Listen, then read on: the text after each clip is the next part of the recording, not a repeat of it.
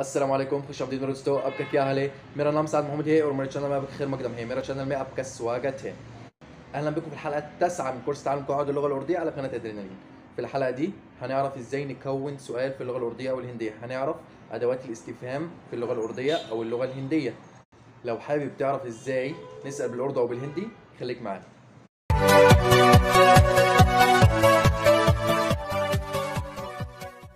ايه هي ادوات الاستفهام في العربي؟ ادوات الاستفهام في العربي اللي هي ما، ماذا، كيف، دي كلها اسمها ادوات استفهام. تمام؟ دي في اللغه العربيه. طيب في اللغه الهنديه، في اللغه الهنديه عندنا ادوات استفهام منها كيا. كيا دي اول اداتين استفهام. كيا اول اداتين. كيا ده لفظ واحد، ده اداه واحده. لا، هي اداتين في نفس الوقت، مره تكون بمعنى هل ومره تكون بمعنى ما او ماذا. طب انا اعرف ازاي ان كانت كيا دي بمعنى هل او بمعنى ما او ماذا؟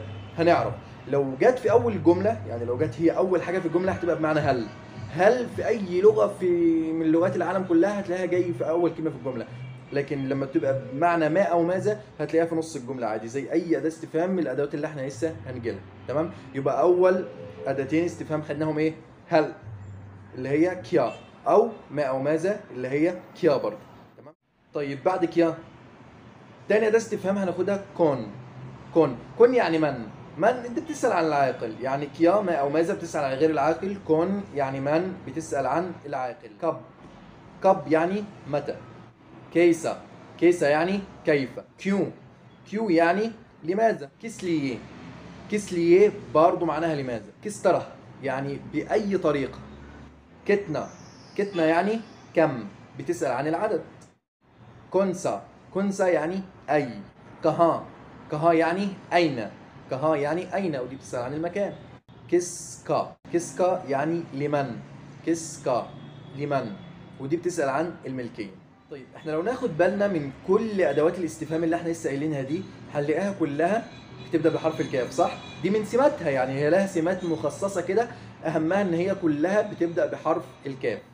تاني حاجه ان هي ما بتجيش في اول جمله، يعني كل ادوات الاستفهام دي مش في حاجه منها هتيجي في اول الجمله ما عدا كيا اللي احنا قلناها في الاول خالص اللي هي بمعنى هل دي بتيجي في اول الجمله. اي اداه من ادوات الاستفهام تانية بتيجي في نص الجمله عادي. تالت حاجه بقى ان ادوات الاستفهام اللي بتنتهي بعلامه المفرد المذكر اللي احنا قلنا عليها الالف هي علامه المفرد المذكر والياء علامه المفرد المؤنث. فاي اداه استفهام بتنتهي بعلامه المفرد المذكر ده اللي هو الالف هنقدر نجيب منه المفرد المؤنث والجمع المذكر. اما الجمع المؤنث بقى فهو هياخد برضه نفس المفرد المؤنث. تمام؟ يعني لو اللي بعديه جمع مؤنث هياخد شكل المفرد المؤنث زي ما يكون بعديه مفرد مؤنث بالظبط. وهنعرف ان هو جمع مؤنث او مفرد مؤنث طبعا من القرينه ومن الدلاله، يعني هي اللي هتبين ان كان ده مفرد مؤنث او جمع مؤنث. طب احنا كده عرفنا تقريبا كل ادوات الاستفهام في اللغه الارديه والهنديه. طيب باقي نعرف ايه؟ الاجابه. اجاوب عنهم ازاي؟ الادوات دي فيه يعني مفاتيح معينه كده بنحطها في الاجابه لما نيجي نجاوب على الاسئله دي. زي ايه مثلا؟ كيا مثلا، كيا اللي هي بمعنى هل، لما تيجي في اول الجمله احنا قلنا ان هي بتبقى بمعنى هل. طيب لما تبقى بمعنى هل نجاوب ازاي؟ طيب الطبيعي ان لما حد يسالك هل فعلت كذا، فالطبيعي ان انت هتقول له نعم او لا، نعم فعلت او لا لم افعل. تمام؟ فهو لما تيجي حد يسال بهل او لما يجي سؤال بهل تجاوب عليه ازاي؟ يا تجاوب عليه يا بنعم يا بلا، صح؟ طيب نعم يعني ايه بالاردو ولا يعني ايه بالاردو او بالهندي؟ طيب نعم يعني ها جي ها، دي معنى نعم، دي بنرد عليها لما بيسال بهل لما يكون الاجابه مثبته. طيب لما تبقى الاجابه منفيه بنرد بنهي. نهي يعني لا. جي ها ونهي. تمام؟ دي لما يكون السؤال بهل بنرد بنعم او لا. طيب لما يكون السؤال بكيو، كيو احنا يعني ايه؟ احنا قلنا ان كيو يعني لماذا. لما يبقى السؤال بكيو هنقول ايه؟ كيون كه. هنحط كيو برضو زي ما هي وبعدين نحط بعدها كه، هتبقى معناها لان. تمام؟ ما هو السؤال لماذا، يعني لماذا فعلت كذا؟ لان، واحط السبب اللي انا ايه عملت السؤال ده عشانه. يبقى هو بيسال بكيو فانا هقول كيون كه. تمام؟ طب لما يبقى السؤال كيس ليه اللي هي برضو معناها لماذا. طب لما يبقى السؤال بكيس ليه بنجاوب ايه؟ باس ليه، بنحط اس ليه في الاجابه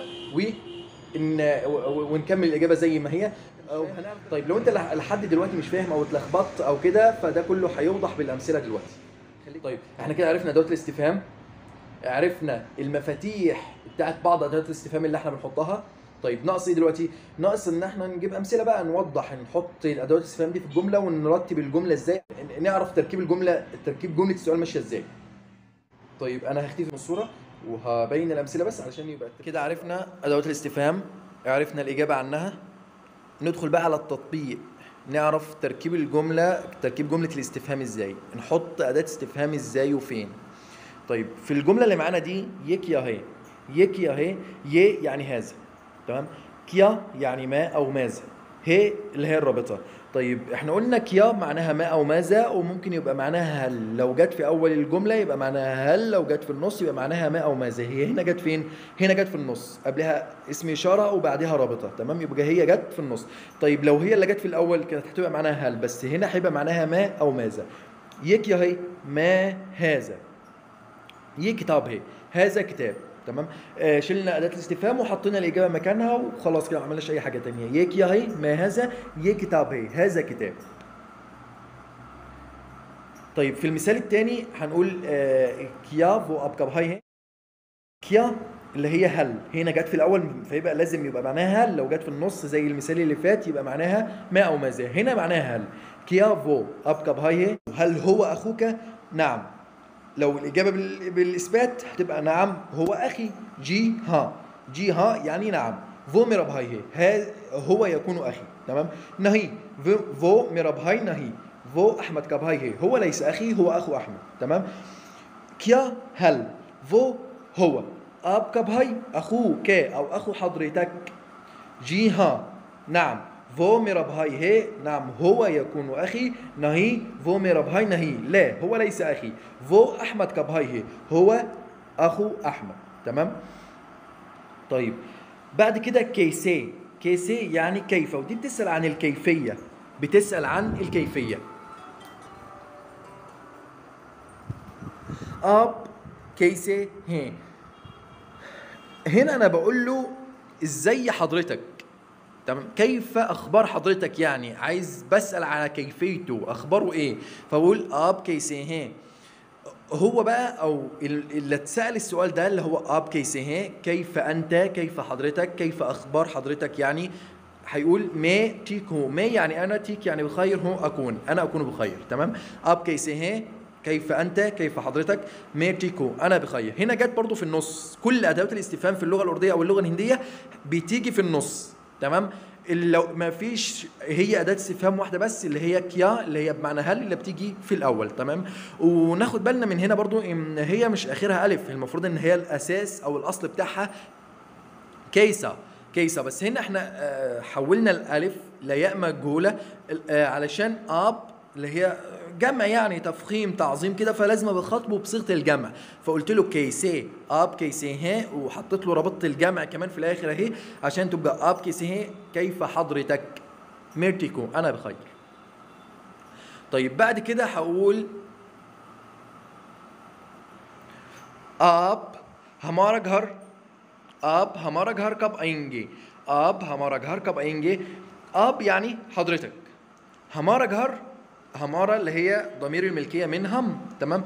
جهر يعني منزل، يبقى हमारा घर يبقى منزلنا. قلنا हमारा، مش ما قلناش हमारी ولا हमारे علشان جهر مفرد مذكر، وقلنا كده قبل كده في درس ضمائر الملكية، تمام. يبقى आप हमारा घर कब، कब يعني متى. आएंगे هنا من فعل आएंगे اللي هي من الفعل أنا اللي هو أن يأتي، تمام، مصرفة في المستقبل، يبقى متى ستأتي إلى منزلنا، إلى منزلنا. अब हमारा घर कब आएंगे, متى ستأتي إلى منزلنا. मैं आपका घर का, मैं आपका घर परसों आऊँगा, سآتي إلى منزلك أو منزل حضرتك بعد غد. परसों, परसों يعني بعد غد. आपका घर يعني منزلك, परसों يعني بعد غد. أونجا سآتي، تمام. هنا برضو مصرفة في المستقبل بس مع الضمير مي. هنعرف لما نخش في الأزمنة إن شاء الله هنعرف التصريف دي بتيجي إزاي، بنصرفها إزاي، تمام إن شاء الله. आप हमारा घर कब आएंगे, متى ستأتي إلى منزلنا. मैं आपका घर परसों आऊँगा, سآتي إلى منزلك بعد غد. طيب تمام. بعد كده الضمير أداة الاستفهام اللي معانا بعد كده هتبقى कहाँ, कहाँ. आपका घर منزلك، منزل حضرتك. كها أين هي تكون، يبقى أين يقع منزل حضرتك؟ आपका घर कहाँ है, आपका घर कहाँ है, मेरा घर काहिरा में है, मंजिली फिल काहिरा, आपका घर कहाँ है, मेरा घर काहिरा में है, मेरा घर मंजिली काहिरा में फिल काहिरा. تمام. يبقى आपका घर कहाँ है, أين منزلك, मेरा घर काहिरा में है. هنا برضو أداة استفهام جت في الآخر ما جتش في الأول. تمام. क्लास में कितने लड़के हैं, क्लास में يعني في الفصل, क्लास يعني فصل, में يعني في. تمام. कितने يعني كم, بتسأل عن العدد. लड़के أولاد, يبقى كم عدد الأولاد في الفصل. क्लास में कितने लड़के हैं, क्लास में 10 लड़के हैं, في الفصل 10 أولاد. क्लास में في الفصل 10 लड़के हैं, 10 يعني 10 اللي هو الرقم 10, लड़के يعني أولاد, يبقى في الفصل 10 أولاد. وكتنه هنا برضو اتحولت, المفروض ان هي اصلها كتنا, اتحولت الالف دي لياء مجهوله. تمام. علشان اللي بعديها جمع مذكر اللي هو لاركي. يبقى كلاس में कितने लड़के हैं, كلاس में 10 लड़के हैं. كم ولد في الفصل او كم عدد الاولاد في الفصل, عدد الاولاد في الفصل 10 اولاد. بعد كده आप कॉलेज किस लिए आते हैं, आप कॉलेज किस लिए आते हैं, आप يعني حضرتك, कॉलेज يعني كلية, किस लिए لماذا, آتي हैं من الفعل أنا اللي هو أن يأتي, يبقى لماذا تأتي إلى الكلية.